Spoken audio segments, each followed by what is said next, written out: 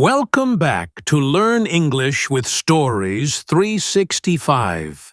What if I told you two men, one a cigar-chomping painter, the other a failed artist turned dictator, changed the world forever?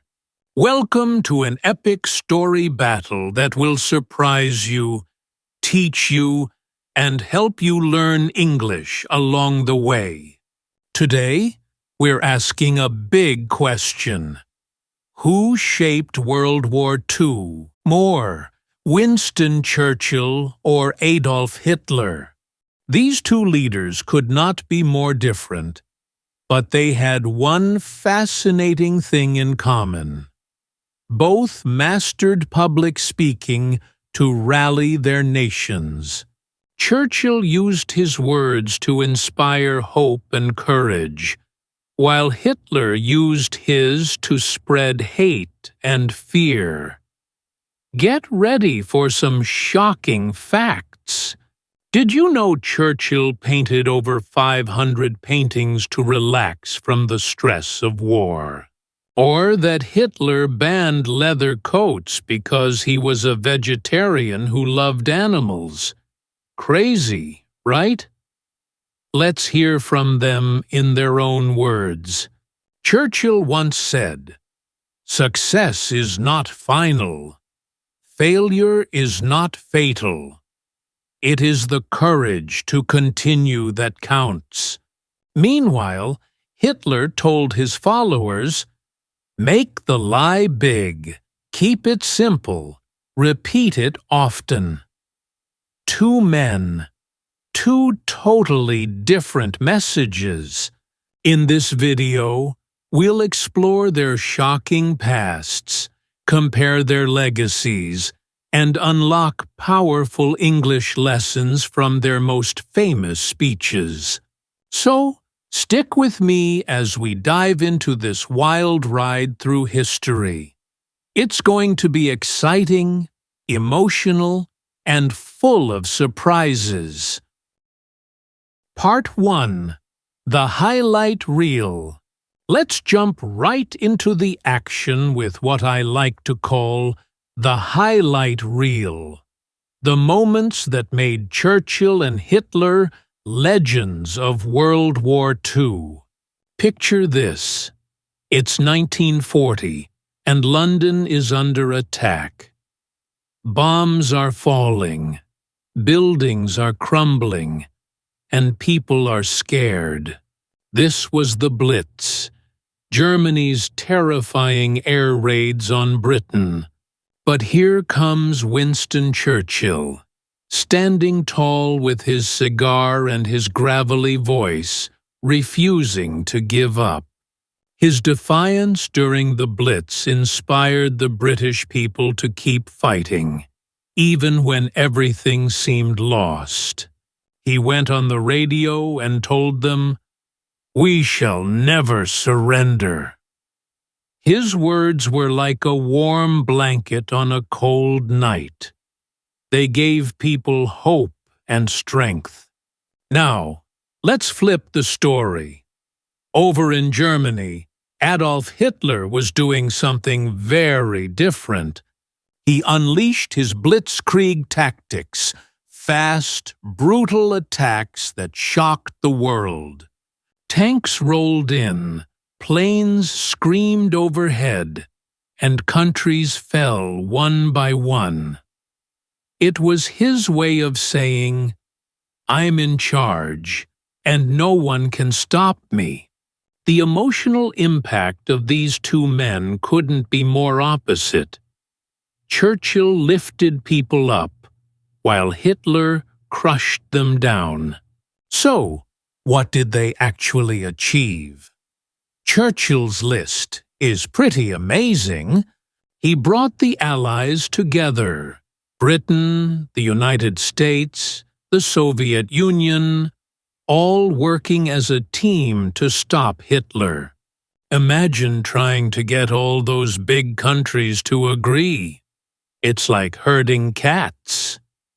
But he did it. And here's a fun fact.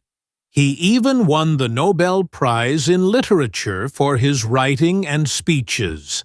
Not bad for a guy who loved puffing cigars and painting pictures. Hitler, on the other hand, had achievements too, but they came with a dark twist. He built superhighways across Germany, roads so good we still use the idea today.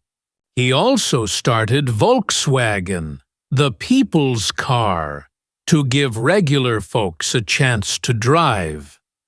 Sounds nice, right? But here's the catch.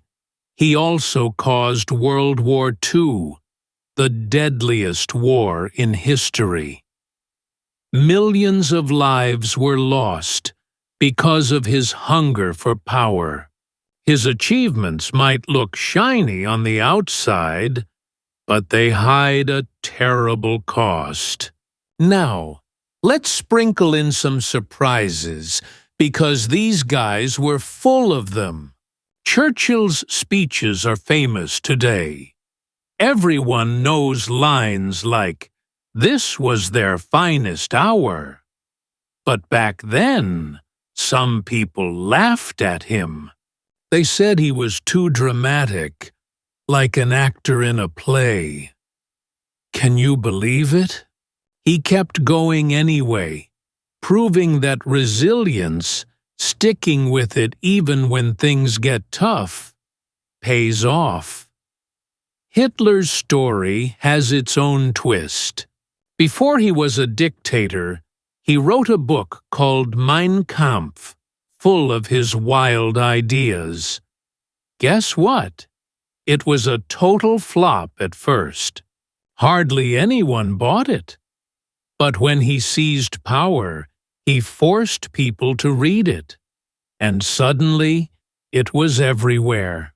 It's a reminder of how power can change everything, even a bad book's fate. Both of these leaders left a mark on the world. But how they got there is the real story.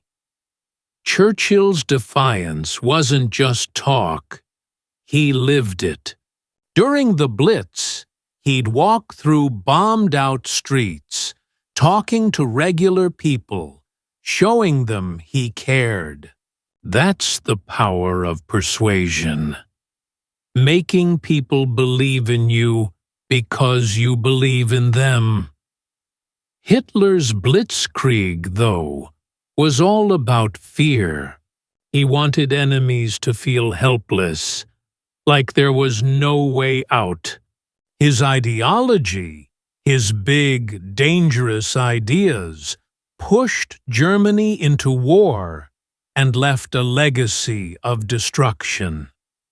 Churchill's legacy? It's about hope, about rising from the ashes when everything's gone wrong. Two men, two totally different paths, and we're just getting started. Before we move on, let's grab some English goodies from this part. Words like resilience mean bouncing back from hard times. Churchill had that in buckets. Defiance is when you say no to giving up, like Britain did during the Blitz. Blitzkrieg is a German word that means lightning war, fast and fierce, just like Hitler's attacks. Ideology is a set of beliefs, and Hitler's was twisted and cruel. Finally, legacy is what you leave behind. Churchill's is inspiring. Hitler's is a warning. You can use phrases like rise from the ashes when someone comes back stronger after a fall, or power of persuasion when words win people over. Pretty cool, huh? We've set the stage with the big moments, but how did these guys even get here? Next, we'll dig into Churchill's rocky childhood, and Hitler's shocking path to power. Their stories are wilder than you think, with twists and turns that'll keep you hooked. One failed school over and over, the other got rejected by art school, yet both ended up leading nations. How did they do it? Stick around, because we're about to find out.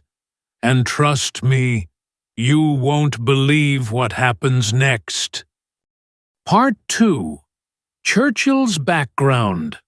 Let's dive into Winston Churchill's background. A story full of ups and downs that shaped him into the hero of World War II. Imagine a young boy who struggles in school, failing exams not once, but twice. That's Churchill. He wasn't a star student, and his teachers probably thought he'd never amount to much. But he didn't let that stop him. Instead, he found his own path. After school, he became a war correspondent, a journalist who traveled to dangerous places like Cuba and South Africa to report on battles. Picture him dodging bullets, writing stories by candlelight, all while puffing on one of his famous cigars. This wasn't just a job. It was where he learned to be brave and tell stories that grabbed people's attention. That courage would come in handy later, trust me. Churchill's life wasn't always smooth, though. He jumped into politics, and it was like a roller coaster. Sometimes he was up, sometimes he crashed down. Before World War II, he faced a big setback. He was demoted, kicked out of a powerful job because people didn't trust his ideas. Can you imagine how that felt? Everyone thought he was finished, a has-been. But then, disaster struck. Hitler's Germany started taking over Europe, and Britain needed a leader who wouldn't back down. That's when Churchill stepped up. During World War II, he became Prime Minister and turned into a hero. He led Britain through the Blitz, those awful German air raids we talked about, refusing to let the country break. His voice roared over the radio, telling people, "We shall never surrender." It was like he flipped a switch, going from a guy who'd been knocked down to the man who saved a nation. One thing that made Churchill special was his oratory, his incredible way with words. He didn't just talk, he inspired. His speeches weren't written by someone else either. Here's a fun fact. He wrote them himself, often while soaking in a bathtub. Picture him splashing around, cigar in one hand, pen in the other, coming up with lines like, "This was their finest hour." That's dedication.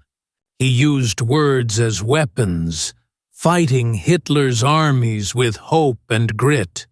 He also built a coalition, getting countries like the United States and the Soviet Union to team up with Britain. It wasn't easy, but he had a knack for bringing people together, like a coach rallying a team before the big game. That's what made him so powerful. He didn't just lead. He made everyone feel like they were in it together.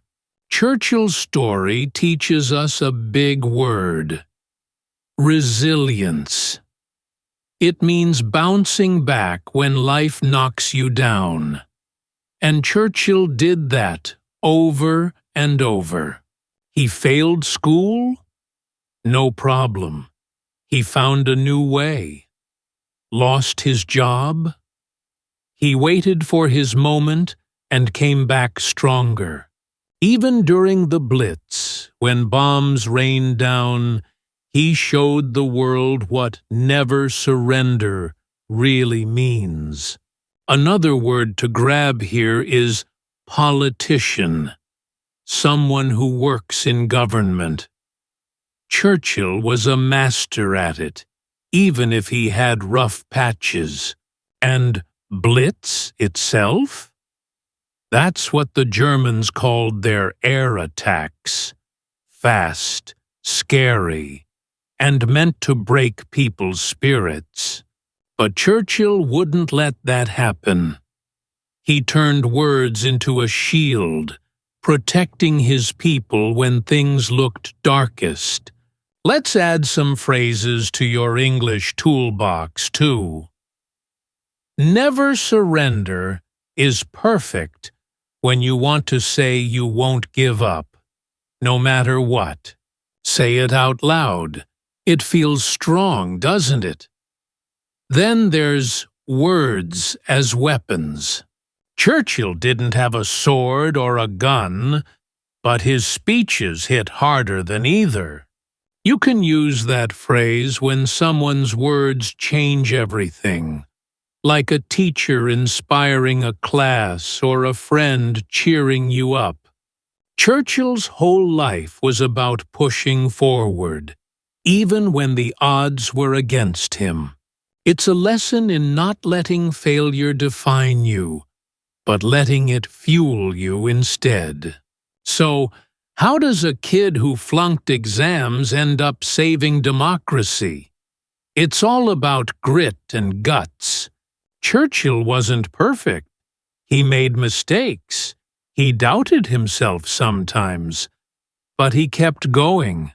That's what turned him into the leader who stood up to Hitler when no one else could. His background wasn't a straight line to success. It was a messy, bumpy road that taught him how to fight. And fight he did. Next, we'll switch gears and look at Hitler's background. Another wild story, but a much darker one. How does a rejected artist become a dictator who shakes the world?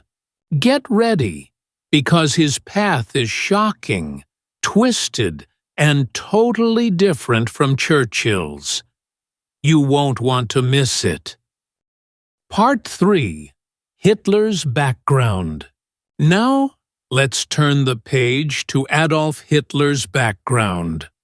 A story that starts small, but grows into something dark and dangerous. Imagine a young man standing in front of an art school, dreaming of being a famous painter. That's Hitler in 1907, applying to the Academy of Fine Arts in Vienna. But here's the twist. He got rejected. Not once, but twice. The teacher said his drawings weren't good enough, and that stung. Instead of giving up or trying something else, he drifted around, feeling angry and lost. He ended up living in cheap rooms, selling postcards he painted to scrape by. Can you picture it? A wannabe artist, bitter about the world, with no idea he'd one day lead a nation into chaos. That rejection was like a spark. It didn't make him a dictator yet, but it lit a fire of resentment inside him. Fast forward to World War I, and Hitler found a new direction. He joined the German army as a soldier, not an officer, just a regular guy in the trenches. He carried messages between the front lines, dodging bullets and bombs. It was tough, muddy, and scary, but he loved it. For the first time, he felt like he belonged. After the war, though, Germany lost, and everything fell apart. People were broke, hungry, and mad. And Hitler was too. He started hanging out in beer halls, those noisy places where men drank and argued about politics. That's where he turned into an agitator, someone who stirs up trouble. He'd stand on tables, yelling about how Germany had been betrayed, blaming everyone but himself. His words were like poison, and people started listening. This was the beginning of his climb to power. From there, Hitler's story takes a wild turn. In 1923, he tried to take over the government in something called the Beer Hall Putsch, a big, messy failure. He got arrested and thrown in jail, but even that didn't stop him. While locked up, he wrote Mein Kampf, that book we mentioned earlier. It was full of his crazy ideas about power and hate, and though it didn't sell much at first, it was like a road map for what he'd do later. When he got out, he kept talking, kept pushing, until he became the leader of the Nazi Party. By 1933, he was Germany's dictator, ruling with an iron fist. He used rearmament, building up the army, to make Germany strong again, but also to start a war. And then came the Holocaust, the horrific murder of millions, all because of his twisted beliefs. It's hard to believe this all started with a guy who couldn't get into art school. What made Hitler so dangerous? One word: propaganda. He was a master at it, spreading lies to control people. He didn't just talk, he put on shows, big rallies with flags, lights, and shouting crowds. He'd say things like Sieg Heil, which means hail victory, over and over until everyone joined in. Another trick? He practiced his speeches in front of a mirror, posing and gesturing to look powerful. Imagine him staring at himself, perfecting that angry glare. It's creepy, right? That's where his dangerous charisma came from. He was like a snake oil salesman, someone who sells fake cures with a big smile. People bought it because he made them feel special, even if it was all a lie. Let's grab some English from this dark tale. Dictator is a leader who controls everything. No votes, no freedom. Hitler was the worst kind. Propaganda means twisting the truth to trick people. Hitler's rallies were pure propaganda. Authoritarian is when someone demands total obedience, and that was his style. Holocaust is the name for the genocide he caused, a word that still breaks hearts today. And rearmament means building weapons again, which he did to start World War II. Phrases like snake oil salesman fit him perfectly. He promised the world, but delivered disaster. Dangerous charisma is another one. His charm pulled people in, but it led them to ruin. How does an art school reject become a dictator? It's a mix of anger, timing, and that creepy talent for talking. Hitler didn't rise because he was smart or kind. He rose because he knew how to manipulate people. After the war crushed Germany, he found a crowd ready to listen. He blamed others, Jews, foreigners, anyone but himself, and turned their fear into his power. It's a warning about how words can build or destroy. Churchill used words to save. Hitler used them to shatter. Next, we'll compare their leadership styles. How one inspired a nation to stand tall, while the other ruled by fear. Get ready for a showdown that'll show just how different these two men really were. Part 4. Leadership Styles. Let's put Churchill and Hitler side by side and see how they led, because their leadership styles were like day and night. First up, Winston Churchill. Picture him in 1940, with Britain under attack during the Blitz. Bombs are falling, people are hiding, and things look grim. But Churchill didn't hide. He walked through the rubble, talked to regular folks, and told them, "We're in this together." He was collaborative. He worked with his team, listened to ideas, and even admitted when he messed up. That's rare for a leader. When a plan went wrong, he didn't point fingers. He'd say, "Okay, let's fix it." His big strength? Boosting morale. His speeches like, "We shall fight on the beaches," made people feel strong, even when they were scared. He was like a coach cheering on a tired team, keeping everyone's spirits high. That's how he kept Britain fighting, no matter what. Now, swing over to Adolf Hitler. His style was the total opposite. Imagine him in his fancy office, hunched over maps, barking orders. He was a micromanager, someone who controls every little thing. He didn't trust anyone to make decisions, not even his top generals.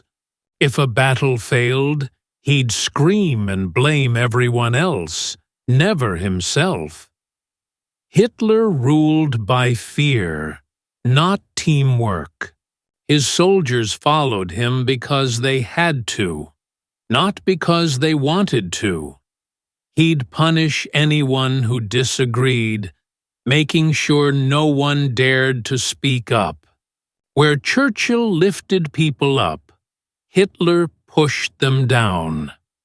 His leadership was like a dark cloud, heavy, scary, and suffocating. He didn't care about morale, he cared about power. Let's dig a bit deeper into how they worked. Churchill was strategic. He thought big, planned carefully, and kept his eyes on the goal: winning the war. He'd sit with his advisors, puffing his cigar, and say, "What's our next move?" He wasn't perfect. Sometimes his ideas flopped, like a risky attack that went wrong. But he owned it. That accountability, taking responsibility, made people trust him. He led by example, showing up in bombed cities, wearing his funny hat, proving he wasn't above the fight. Hitler, though, he was all about tyranny, ruling like a king with no rules. He'd decide everything himself, even when he didn't know what he was doing. Late in the war, His generals begged him to retreat, but he yelled, "No! Fight harder!" It was stubborn and reckless, and it cost millions of lives. He didn't lead, he demanded. Their personalities shaped how they ran things, too. Churchill had charisma, a warm, gruff charm that pulled people in. You'd hear him on the radio, growling about "our finest hour," and feel ready to run through a wall for him. He made tough times feel hopeful. Hitler had charisma too, but it was cold and sharp, like a knife.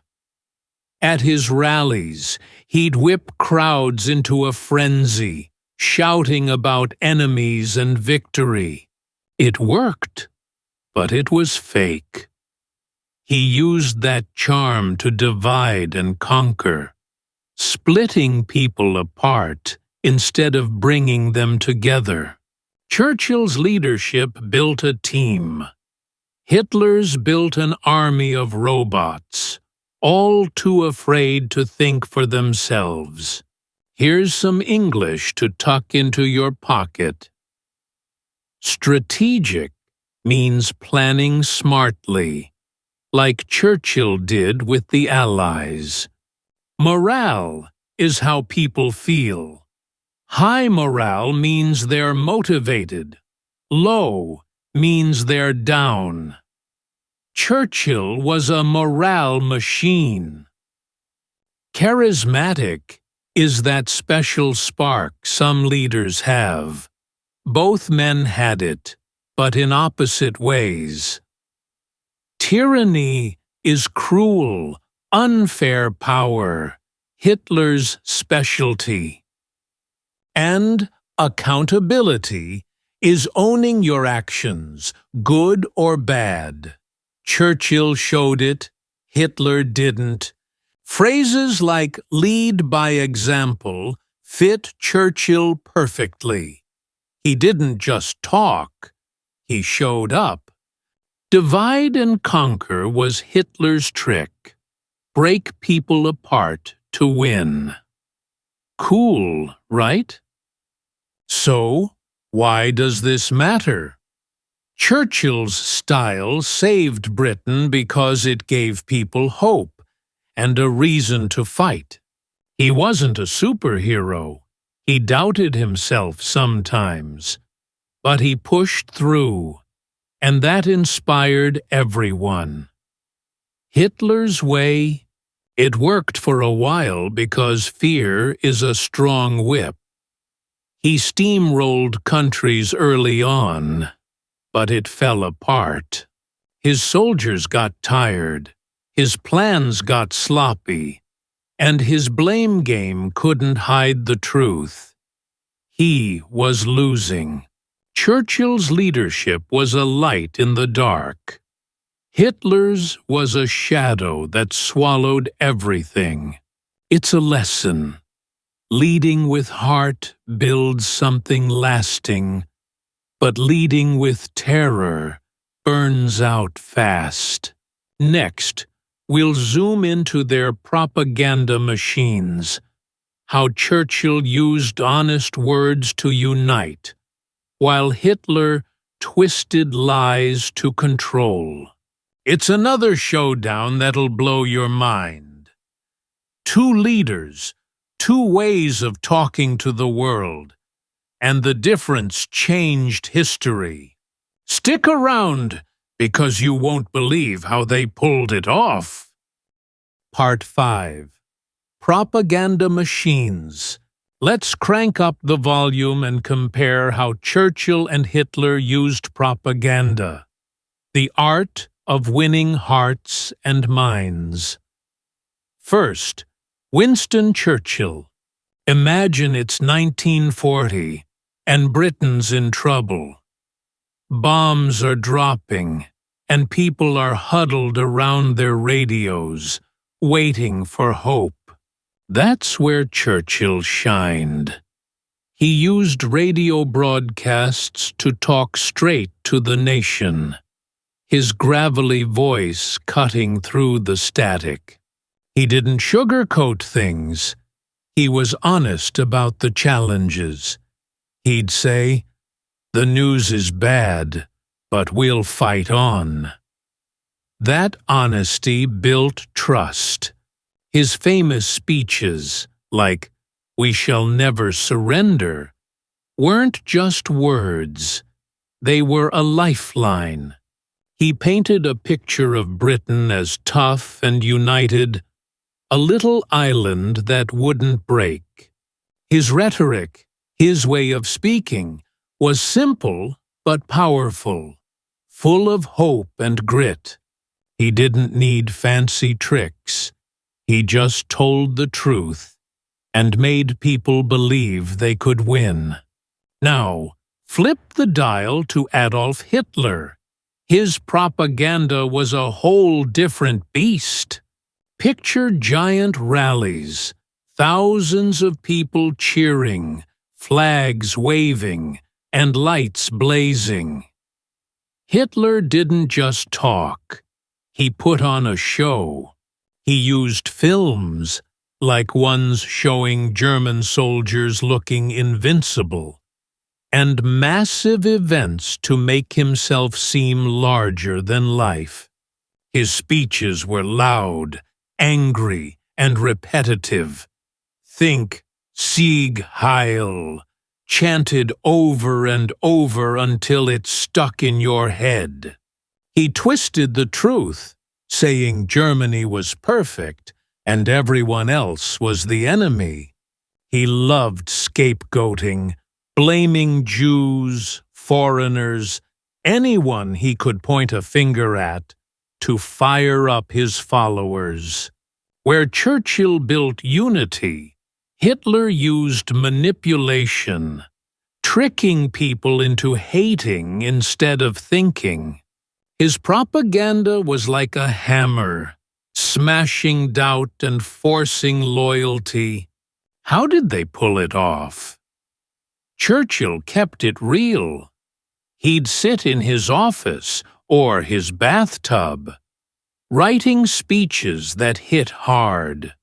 He used metaphors like the Iron Curtain to make big ideas easy to grasp. His voice wasn't smooth or pretty, it cracked, it growled, but that made it feel human. He'd pause for dramatic effect, letting words sink in like, "This is their finest hour." He didn't hide the bad stuff. War was messy, and he said so. That openness was his strength. It made people feel like partners, not pawns. Hitler, though, he staged everything. He'd practice in front of mirrors, perfecting every shout and salute. His films and posters were slick, showing happy families under Nazi rule. Total lies. He controlled what people saw with censorship, banning books, burning ideas he didn't like. It wasn't about truth. It was about power. Their goals were worlds apart, too. Churchill's propaganda, if you can call it that, was about unity. He wanted Britain to stand together, rich or poor, soldier or shopkeeper. He'd say, "We're all in the fight," and mean it. His words were a glue, sticking a scared nation into one big team. Hitler's goal was control. He didn't care if people loved him. He wanted them to obey. His rallies weren't for thinking. They were for feeling. Anger, pride, fear. He'd twist the truth until it fit his story. Germany was the best, and everyone else was trash. He didn't unite, he divided, making us versus them the heartbeat of his message. Churchill's words lifted spirits. Hitler's chained them. Let's snag some English from this. Rhetoric is how you use words to persuade. Churchill's was honest. Hitler's was wild. Censorship means blocking ideas. Hitler did that to keep his lies safe. Manipulation is twisting things to trick people. Hitler's specialty. Unity is coming together, like Churchill wanted for Britain. And scapegoat is blaming someone innocent. Hitler built his empire on it. Phrases like paint a picture fit Churchill. He made victory feel real. Twist the truth was Hitler's game, turning lies into weapons. Neat, huh? Why does this matter?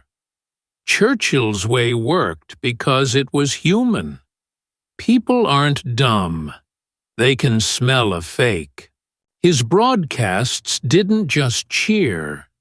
They connected. When he said, "We'll fight them on the beaches," you felt it in your bones. It stuck because it was real. Hitler's propaganda was flashy and loud, and it won him fans early on. Germany looked unstoppable, but lies crumble. As the war dragged on, people saw through the smoke and mirrors. His rallies couldn't hide the losses, the hunger, the ruin. Churchill's truth outlasted Hitler's tricks because it gave people something to hold on to, not just something to fear.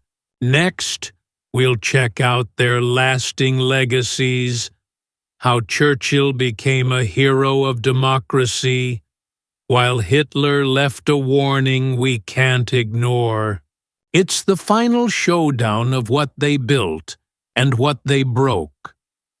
You're not gonna want to miss how their stories echo through history. Part 6. Lasting Legacies. Let's wrap up this epic battle by looking at the lasting legacies of Churchill and Hitler, how they're remembered today, and what they left behind. Start with Winston Churchill. Picture him as an icon, a symbol of democracy standing tall. When World War II ended, he wasn't just a winner. He became a hero who showed the world what it means to fight for freedom. His leadership during the darkest days, the Blitz, the battles, proved that a nation could stand up to tyranny and win. His words, like "never surrender," didn't just help Britain. They inspired leaders years later. Think of people like Joe Biden or Donald Trump quoting him in tough times. Churchill's voice still echoes through history. He's the guy who showed that democracy isn't weak. It's tough, messy, and worth defending. Even now, when we talk about standing strong, his name pops up. That's a legacy that shines bright. Now, shift to Adolf Hitler. His legacy is a shadow, a warning carved in stone. He's remembered as the face of extremism, someone who took hate and power too far. His actions sparked World War II and the Holocaust. where millions died because of his cruel ideas. Today, we don't celebrate him. We study him to say, never again. His mark on the world is a scar. Think of Holocaust Remembrance Days, where people light candles and promise to stop history from repeating. But here's a paradox, a weird twist. Hitler did leave some things behind, like Germany's superhighways and the Volkswagen car. They're still around, but they're tied to a monster. His legacy isn't pride. It's a lesson about what happens when you let a dictator run wild.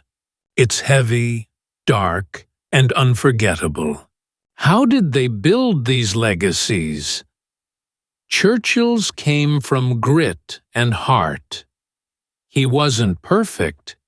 He lost elections, made mistakes, but he kept going. After the war, he wrote books about it, winning that Nobel Prize we talked about. His story became a blueprint. Rally people, tell the truth, and fight for what's right. He turned Britain into a symbol of hope, and that stuck. Leaders today look at him and think, how do I inspire like that? Hitler's legacy, though, was built on destruction. He wanted to rule forever, but his empire crashed in 1945. What lasted wasn't his dream. It was the wreckage. The Holocaust memorials, the rebuilt cities, the laws against hate. They're all reactions to him. He didn't plan that. It's what the world did to heal from his mess. Their impact feels different, too. Churchill's legacy lifts you up. Walk into a library, and you'll find his speeches. Words that make you feel brave. He's the guy who proved a leader can stumble and still win. Kids learn about him in school as the cigar-chomping bulldog who saved democracy. Hitler's legacy weighs you down. Visit a museum about the war, and you see his face next to numbers. 6 million Jews killed, millions more lost. It's not inspiration, it's a punch to the gut. His name is a warning bell. Don't let extremism grow. Don't ignore hate. Churchill's echo is a cheer. Hitler's is a whisper you can't unhear. Here's some English to keep. Icon means a symbol everyone knows. Churchill's that guy. Extremism is taking ideas too far, like Hitler did. Remembrance is honoring the past. Think Holocaust memorials. Infrastructure is stuff like roads. Hitler built some, but it's tainted.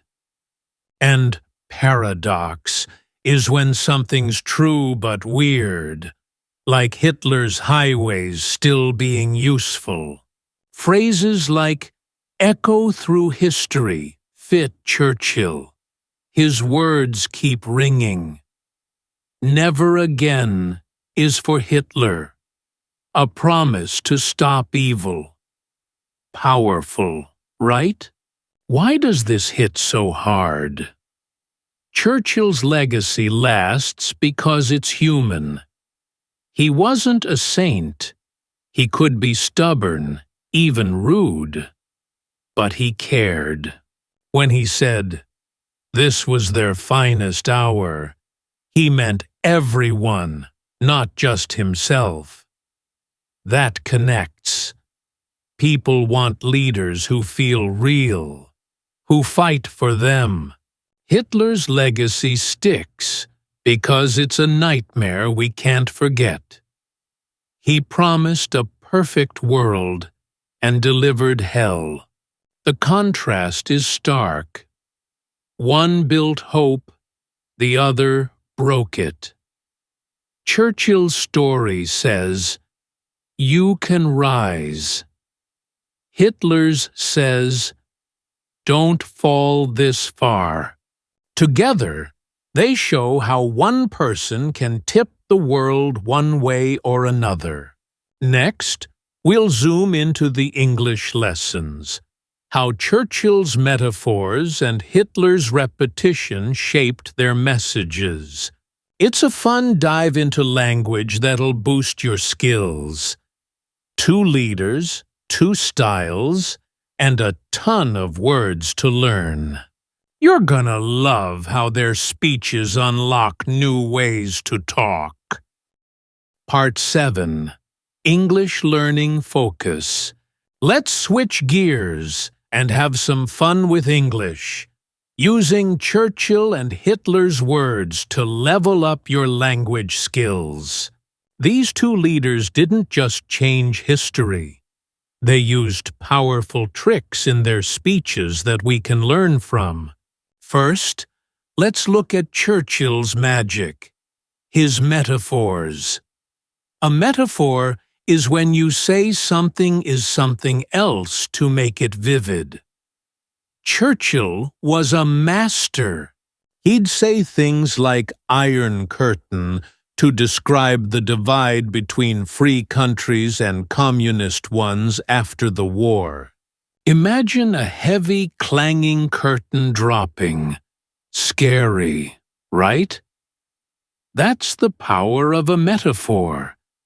It paints a picture in your mind. Another gem? This was their finest hour. He wasn't just talking about time. He made Britain's fight sound noble, like a shining moment in a story. His words turned tough days into something beautiful and strong. Now, let's peek at Hitler's style. Repetition. That's when you say something over and over to make it stick. Hitler loved this trick. At his rallies, he'd shout, "Sieg Heil! Sieg Heil!" which means "Hail Victory!" until the crowd was screaming it too. It's simple, it's loud, and it drills into your head. He'd repeat ideas like, "Germany is the greatest," or "Enemies are everywhere," to hammer them home. It wasn't pretty. It was meant to control, but it worked. Repetition makes words feel like a drumbeat you can't ignore. Churchill inspired with pictures. Hitler pounded with echoes. Both changed how people listened. Let's break it down more. Churchill used a trick called antithesis, putting opposites together to make a point. Listen to this. Success is not final. Failure is not fatal. See how he flips success and failure? It grabs you and says, "Keep going." He also loved parallelism, repeating sentence patterns. In "We shall fight on the beaches," "We shall fight on the landing grounds," the "We shall fight" part rolls like waves, building strength. It's like music. It sticks with you. Hitler kept it simpler. His repetition wasn't fancy, just loud and constant. He'd say, "One people, one nation, one leader," until it felt like truth. It's less about beauty, more about force. Both styles teach us how words can move people. One lifts, the other pushes. Here's your English toolbox. Rhetoric is the art of speaking well. Churchill and Hitler were pros, just differently.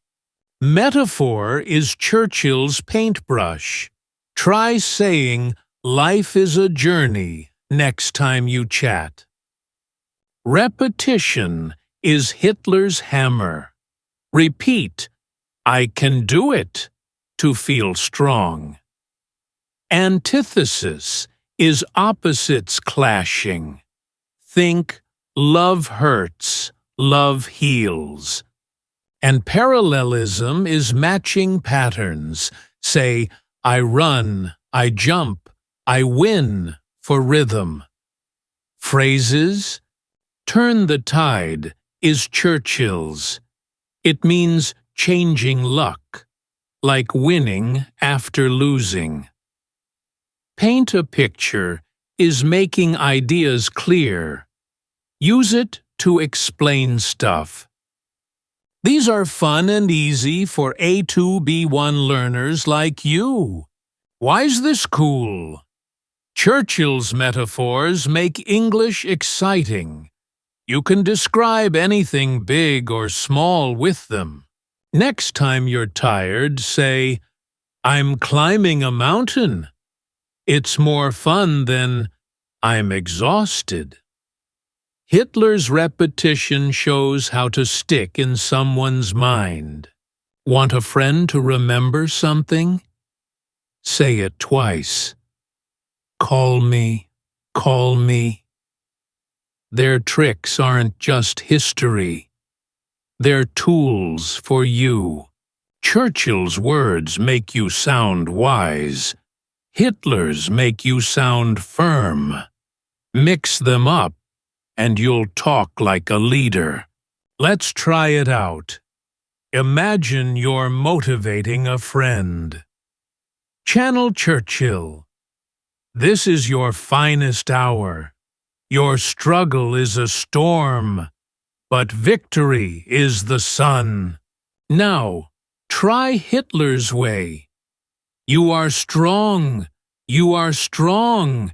You will win. See the difference? One's a story, the other's a chant.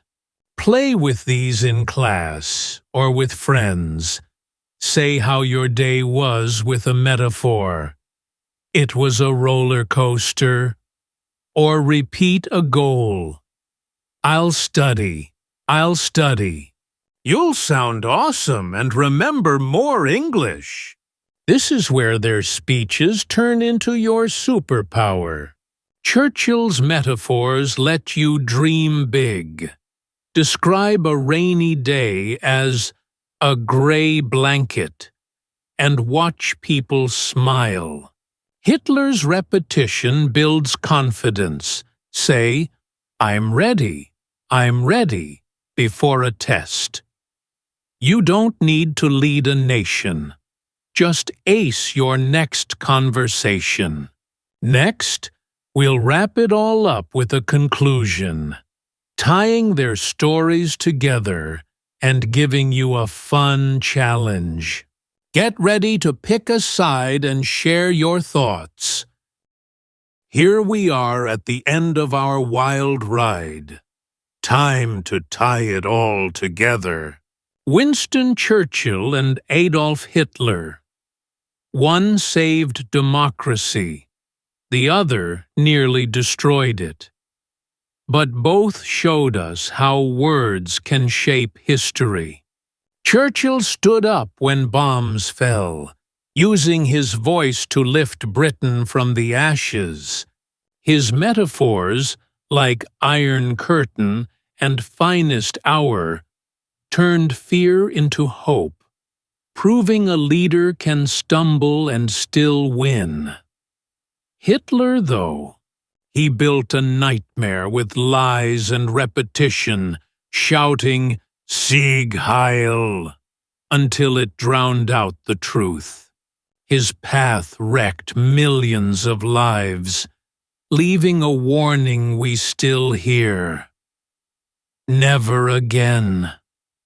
2 men, 2 legacies, one a light, the other a shadow. Their stories aren't just about war. They're about how powerful your words can be, whether you're cheering a friend or chasing a dream. Think about it. Churchill's resilience pulled a nation through the Blitz, while Hitler's dangerous charisma started a war. One painted pictures of unity. The other twisted the truth to divide. Their English tricks, metaphors, repetition, still work today. You can use them to sound strong or smart, to inspire or convince. That's the big takeaway. Words aren't just noise, they're tools. Churchill proved they can build. Hitler showed they can break. So, what will you do with yours? This isn't just history. It's a lesson for right now, for you. Let's make it fun. Time for a call to action. Are you Team Churchill? Hit that like button if his never-surrender spirit fires you up. Or maybe you're stunned by Hitler's dark rise. Drop a comment below with your thoughts. Which leader's story surprised you most, and why? How can words change the world today? Maybe a kind word stops a fight, or a big speech starts a movement. Tell me what you think. And if you loved this epic story battle, subscribe for more. We've got tons of tales coming, heroes, villains, and English lessons packed in every one. Don't miss out! Before we go, let's replay the highlights. Churchill failed school but rose to lead, using honesty and hope to beat the odds. Hitler flunked art but grabbed power, spreading hate with every shout. Their leadership? One teamed up, the other scared people into line. Their propaganda? Radio versus rallies, truth versus tricks. Their legacies? Democracy's champ and extremism's ghost. And their language? Churchill's metaphors make you dream. Hitler's repetition makes you march. It's a wild contrast, but it's why they changed World War II, and why we're still talking about them on April 9th, 2025. So, what hit you hardest? Was it Churchill writing speeches in the tub? Or Hitler practicing in mirrors? Maybe it's how one guy's cigar smoke led to victory, while another's vegetarian rules hid a monster. Their pasts were messy. School flops, war jobs, big risks. But they landed on opposite sides of history. Churchill's a symbol of bouncing back. Hitler's a reminder to watch out. You've got their stories now. Use them. Next time you speak, throw in a finest hour, or repeat, I can, and see what happens. You might just start your own little revolution. Thanks for sticking with us through this. It's been a blast. You've learned resilience, rhetoric, and how to paint a picture with words. Take these and run with them. tell your own stories, big or small. Churchill and Hitler prove one thing. What you say matters. So, go out there and make your words count. Hit like, comment your answers to those questions. Which leader shocked you? How do words shape today? See you in the next story battle, where we'll dig into another clash that'll blow your mind and boost your English. Until then, keep talking, keep learning, and never surrender.